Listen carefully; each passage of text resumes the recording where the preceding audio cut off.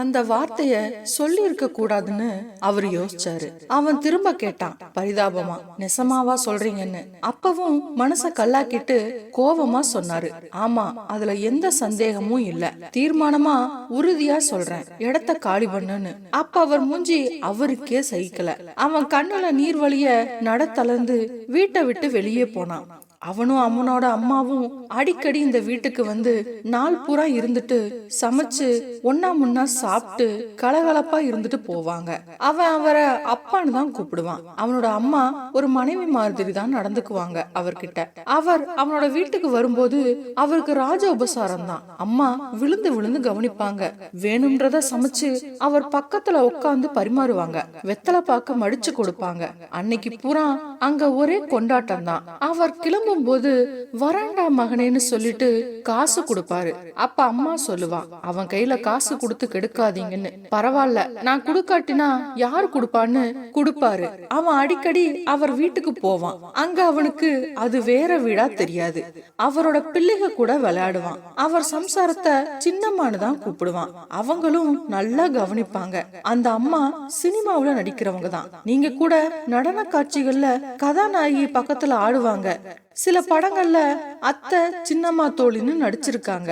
Cinema கதாநாயகி ஆடுற ஆசையில எத்தனையோ பேரு ரயில் ஏறி பஸ் ஏறி சென்னைக்கு வராங்க. அதுல லட்சத்துல ஒருத்தருக்கு தான் வெற்றி கிடைக்குது. மத்தவங்க வாழ்க்கை பரிதாபமா போயிடுது. உலகத்துல இருக்கிற அத்தனை கஷ்டங்களும் அவங்கள குத்தகைக்கு எடுத்துருது. சீரழிஞ்சு சின்ன பின்னமாகி சொந்தக்காரங்களால ஒதுக்கப்பட்டு சமுதாயத்தாலையும் கீழ்நிலைக்கு தள்ளப்பட்டு வாழ்க்கைய சுமையா நினைச்சு இறுதி வர கஷ்டத்திலேயே போய் சேர்ந்துடுறாங்க. கோடம்பாக்கம் ஏரியாவுல இது ரொம்ப சகஜம். இது போல 1000 கதைகள் பொதஞ்சு கிடக்கு மனசுகளுக்குள்ள. இப்ப கதைக்கு வருவோம். அந்த அம்மா அவ்வளவு அழகு, செவந்த நிறம், நல்ல ஒசரம். பாக்க லட்சுமி தேவியே நேர்ல வர மாதிரி கையெடுத்து கும்பிட தோணும். ஆந்திராவில அவங்க ஊர்ல சின்ன பிள்ளையா இருக்கும்போது அவளை சுத்தி வாலிப பசங்க வட்டம் போடுவாங்க. அவ பள்ளிக்கூடம் போறப்ப ஒரு கூட்டமே அவ பின்னாடி போகும். அப்ப எல்லோரும் சொன்ன சினிமா கதாநாயகி மாதிரி இருக்கான்னு சொன்னது மனசுல அவளுக்கு பதிஞ்சிடுச்சு. அந்த கதாநாயகி ஆசையில பல கனவுகள் கண்டா. அதே ஆசையில அவங்க ஊருக்கு வந்திருந்த ஒருத்தர் சொன்னார், வா என்னோட, எனக்கு அங்க எல்லாரும் தெரியும், உன்னை கதாநாயகியா ஆக்குறேன், லட்சக்கணக்குல சம்பாதிக்கலாம்னு கூப்பிட்டார். அவரோட வீட்டுல கூட சொல்லாம கொள்ளாம கிளம்பி வந்தவதான் அவ. ஆனா பலருக்கு வழக்கமா அந்த மாய உலகத்துல என்ன நடக்குமோ அதுதான் நடந்துச்சு. எல்லாத்தையும் இழந்து நடுத்தருவுல நின்னான். அப்ப ஆதரவு கொடுத்தவர் தான் இவரு. அதுக்கு பின்னாடி நில புரிஞ்சுக்கிட்டு தன்னை ஸ்டெடியாக்கி கிடைக்கிற வாய்ப்புகளை பயன்படுத்தி பொழப்ப ஓட்டுனான். ஒரே மகன்தான், அவனை படிக்க வச்சா. சினிமா பக்கம் அவனை விடல. ஒழுங்கா பொழைக்கிற படிப்பை பாருன்னு சொல்லிட்டா. அவனுக்கு படிப்பு செலவெல்லாம் அவர் தான் பாத்துக்கிட்டாரு. அவன் ஒரு ஆசையில பைக் வாங்கி தர சொல்லி அவனோட அம்மா கிட்ட கேட்டான். அம்மா முடியாதுன்னு சொல்லிட்டா. அம்மா கூட சண்டை போட்டுட்டு நேரா இவர்கிட்ட தான் வந்தான். அப்பா பைக் வாங்கி கொடுங்கன்னு கேட்டான். அவரும் முடியாதுன்னு சொல்லிட்டாரு.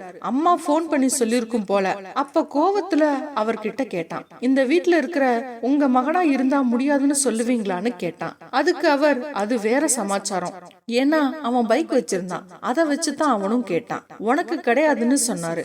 அப்ப கோவத்துல ஒரு பைக் வாங்கி தராத நீ எல்லாம் ஒரு அப்பாவான்னு கேட்டான். அப்ப அவர் சொன்ன வார்த்தை தான் அது, இல்ல நீ எனக்கு மகனே இல்ல, நானும் உன் அப்பன் இல்லைன்னாரு. அப்ப உடஞ்சு போனான். அப்பா பைக் எல்லாம் வேணாம், தயவு செஞ்சு அந்த வார்த்தையை மட்டும் சொல்லாதீங்கன்னா. அவர் கோவத்தின் உச்சத்துல இருந்தாரு. இவன் கம்பேர் பண்ணது அவரை டச் பண்ணிடுச்சு. அப்ப அவர் சொன்னார், சொன்னா சொன்னதுதான், வேணா நீ போய் உங்க அம்மா கிட்ட கம்ப்ளைண்ட் பண்ணு, நான் அதை பத்தி கவலைப்படல. அப்படியே வீட்டுக்கு போனான். அம்மா கிட்ட அழுதுகிட்டே சொன்னான். அவ சொன்னா, கோவத்துல சொல்லிருப்பாரு, வேணா பைக் வாங்கிக்க, நான் காசு தரேன்னா.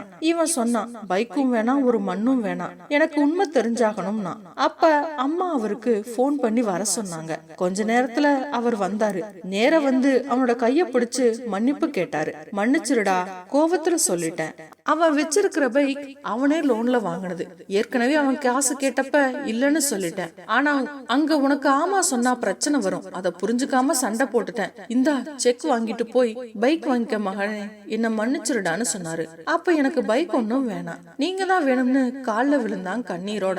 கொஞ்ச நேரத்துல அவன் வெளியே கிளம்புனான். அப்ப அவர் சொன்னாரு, சாரிம்மா, நான் கோவத்துல சொல்லிட்டேன், மன்னிச்சிருன்னாரு. அப்ப அவ உடஞ்சு அழுதா. உண்மையத்தானே சொன்னீங்க. அன்னைக்கு நான் 3 மாச கர்ப்பத்தோட அனாதையா தெருவுல நின்னப்ப நீங்க தானே அடைக்கலம் கொடுத்தீங்க. இல்லைன்னா அன்னைக்கே நான் செத்து போயிருப்பேன். எனக்கு உயிர் கொடுத்த சாமி நீங்கன்னு கால்ல விழுந்து அழுதா. அப்ப அவர் சொன்னாரு, அது முடிஞ்சு போச்சு அன்னைக்கே. இப்ப எதுக்கு அதெல்லாம்? என்னைக்கும் நீ என் மனசுல இருந்த அதே இடத்துலதான் இருக்க. அதே மாதிரியாவேன்னாரு. அவ கண்ணுல இருந்து ஊத்துன கண்ணீரை அவளால அடக்க முடியல. ஃப்ரெண்ட்ஸ், இந்த வீடியோக்கு நீங்க இன்னும் லைக் பண்ணலன்னா மறக்காம லைக் பண்ணிடுங்க. அவனோட மாமியா அவனுக்கு போன் பண்ணுச்சு அவசரமா. உடனே கிளம்பி வாங்கன்னு. என்ன விவரம்னு கேட்டப்ப, உன் சம்சாரம் பிரசவ சிக்கலா இருக்கும்னு டாக்டர் சொல்றாருப்பா, எனக்கு பயமா இருக்கு, உடனே கிளம்பி வாங்க தம்பின்னு பதட்டத்தோட பேசிச்சு. இவனுக்கு டவுட். 8வது மாசம் வரைக்கும் இங்கனக்குள்ள எல்லாம் நல்லா தானே இருந்துச்சு. இங்க இருக்கிற டாக்டர் செக் பண்ணி சுகப்பிரசவம் தான் சொன்னாரு. இப்ப எப்படி புது குழப்பம்னு யோசிச்சுக்கிட்டு சாமிக்கு காசை எடுத்து முடிஞ்சு போட்டு, கடவுளே நீயே துணைன்னு வேண்டிக்கிட்டு கிளம்பி போனா மாமியா ஊருக்கு. அங்க போனா இவன் மாமியா அழாத குறையா பேசினாங்க. தம்பி, ஸ்கேன் பண்ணி பார்த்ததுல பாப்பா பொசிஷன் சரியில்லையா, உடனடியா ஆபரேஷன் பண்ணணுமா, 30,000 ரூபாய் கட்ட சொல்றாங்க. பணத்தை ரெடி பண்ணிட்டேன், வாங்க கொண்டு போய் கட்டிடலாம்னு சொன்னாங்க. இவன் கேட்டான், முத பிரசவம் நார்மல் தானே, அதுவும் ராஜாஜி கவர்மெண்ட் ஆஸ்பத்திரியில தானே நடந்துச்சு, 2வது எப்படி சிக்கலாகும், எந்த ஆஸ்பத்திரின்னு கேட்டப்ப பழங்காநத்தத்துல ஒரு பிரைவேட் ஆஸ்பத்திரியில தான் சேர்த்திருக்குன்னு சொல்லிச்சு அவன் மாமியா.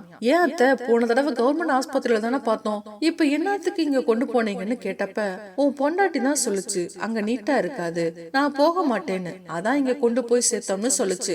இவன் போன் பண்ணி அவனோட ஊர்ல ஏற்கனவே பார்த்த டாக்டர் கிட்ட சொன்னப்ப அவங்க சொன்னாங்க, பிரைவேட்ல கொஞ்சம் முன்ன பின்ன தான் இருக்கும், நீங்க போன தடவை மாதிரியே கவர்மெண்ட் ஆஸ்பத்திரிக்கு கொண்டு போய் காமிங்கன்னு. இவன் நேரம் ஆஸ்பத்திரிக்கு போய், ஐயா எனக்கு பணம் கட்ட வழி இல்ல, நாங்க கவர்மெண்ட் ஆஸ்பத்திரியில பாத்துக்கிடுறோம், டிஸ்சார்ஜ் பண்ணுங்கன்னு கேட்டப்ப அவங்க சொன்னாங்க, வேணா பணத்தை கொஞ்சம் குறைச்சுக்கிடுவாங்க, பெரிய டாக்டரை பாருங்கன்னு. இவனுக்கு நகைக்கடை ஞாபகம் வந்துச்சு. வேணாமுங்க, நாங்க கூட்டிட்டு போறோம்னு பிடிவாதம் பிடிக்கவும், எங்க சொந்த ரிஸ்க்ல கூப்பிட்டுட்டு போறோம்னு எழுதி வாங்கிட்டு ரிப்போர்ட் எல்லாத்தையும் கொடுத்து அனுப்புனாங்க. இவனும் வண்டி ஏற்பாடு பண்ணி கவர்மெண்ட் ஆஸ்பத்திரிக்கு கொண்டு போனான். அவன் பொண்டாட்டி சொன்ன மாதிரியே அது அவ்வளவு நீட்டா இல்ல.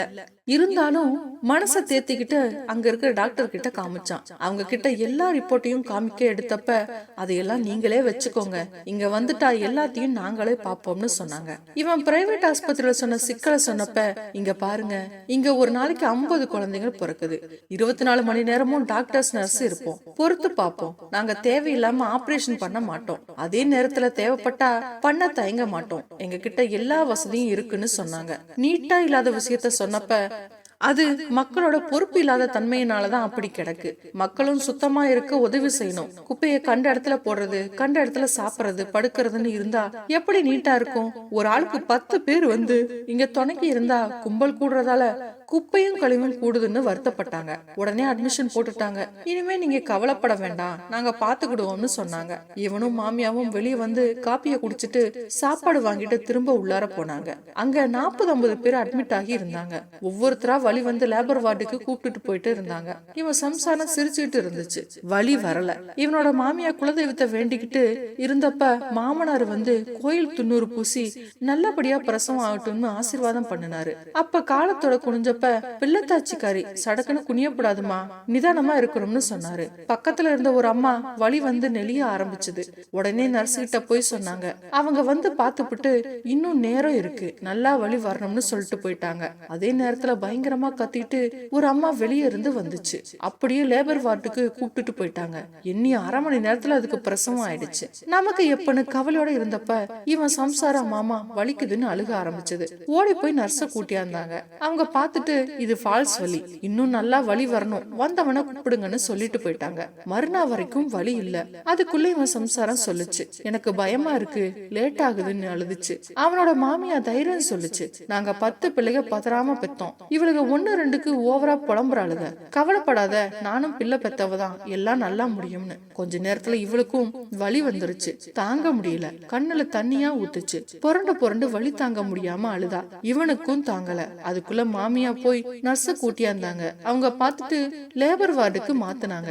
அப்ப இவன் சம்சாரம், மாமா எனக்கு ஒண்ணும் ஆகாதுல்ல, பிள்ளைய நல்லபடியா பெத்துருவேனா இல்லன்னு சொன்னவன இவன் வாய பொத்தி, கவலைப்படாத, எல்லாம் சாமி பாத்துக்கிடும், தைரியமா போன்னு சொல்லிட்டு கண்ணை தொடச்சுக்கிட்டான். உள்ளார இவன் சம்சாரம் கத்துறது கேட்டது. அந்த அழுக இவன் மனச பெசஞ்சிச்சு. பாவம், பொன் ஜென்மங்க எம்பிட்டு வழிய தாங்குறாங்க, அதனாலதான் அவங்கள கும்பிட சொல்லி இருக்காங்க பெரியவங்கன்னு நினைச்சுக்கிட்டான்.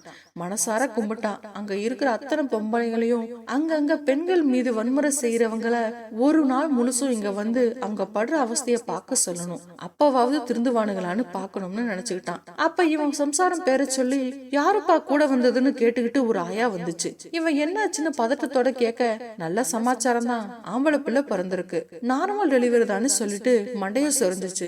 இவன் 100 ரூபாய் எடுத்து கையில கொடுத்தான். இருங்க உங்க பிள்ளைய கொண்டாந்து காமிக்கிறேன், நீங்க போய் டீ வாங்கிட்டு வாங்க, பாவம் அந்த பிள்ளை உங்களைத்தான் கேட்டுச்சுன்னு சொல்லிட்டு போச்சு, இப்ப போய் பாக்கலாம்னு சொன்னப்ப இவனும் மாமியாவும் பார்த்தாங்க. மகன் தூங்கிட்டு இருந்தான், அவளும் மயக்கத்துல இருந்தான். மெல்ல தலைய தடவி கொடுத்தான். மாமானும் முணங்கினான். குழந்தை விரல தொட்டு பார்த்தான். அது இவன் விரல இறுக்கமா பிடிச்சிட்டு தூக்கத்துல சிரிச்சுது. அந்த நிமிடம் 2 பேரையும் நல்லபடியா பார்த்த சந்தோஷத்துல கண்ணு கசிஞ்சுது. மாமியாவும் கண்ணை தொடச்சிச்சு. எல்லாம் அவன் செயல்னு சொல்லிட்டு அந்த சாமியை தான் அங்க டாக்டரா நர்ஸா தெரிஞ்சாங்க. ஃப்ரெண்ட்ஸ், இந்த வீடியோ முடிவுல வலது ஓரத்துல வர கட்டத்துல இன்னும் சூப்பரான கதை இருக்கு, அதையும் பாருங்க, நல்லா இருக்கும். ஃப்ரெண்ட்ஸ், இந்த வீடியோ உங்களுக்கு பிடிச்சிருந்ததுன்னா மறக்காம லைக் பண்ணுங்க, கமெண்ட் பண்ணுங்க, ஷேர் பண்ணுங்க. மறக்காம சேனலை சப்ஸ்கிரைப் பண்ணிக்கோங்க. நன்றி.